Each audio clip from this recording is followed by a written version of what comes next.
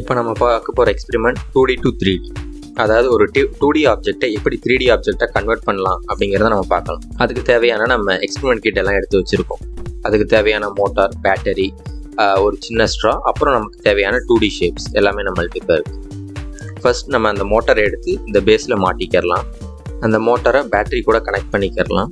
இப்போ நம்ம வச்சுருக்க அந்த ஸ்ட்ராவை அந்த ஷேப் கூட கனெக்ட் பண்ணிக்கலாம். இப்போ இந்த ஸ்ட்ராவை அந்த மோட்டார் கூட வெர்டிக்கலாக நம்ம கனெக்ட் பண்ணிக்கிறலாம். ஸோ தட் நம்ம அந்த பேட்டரி ஆன் பண்ணோம் அப்படின்னா மோட்டார் ரொட்டேட் ஆகும். ரொட்டேட் ஆகும்போது அந்த ஷேப்பும் ரொட்டேட் ஆகும்.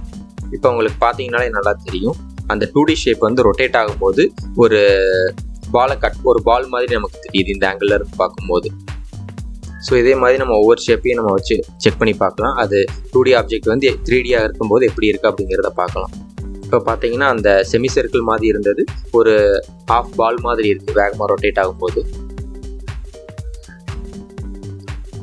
இப்போ ஒரு ரெக்டாங்கிளை நம்ம அதில் மாட்டியிருக்கோம். அந்த ரெக்டாங்கிள் ஷேப் ரொட்டேட் ஆகும்போது எப்படி இருக்குன்னு பார்க்கலாம்.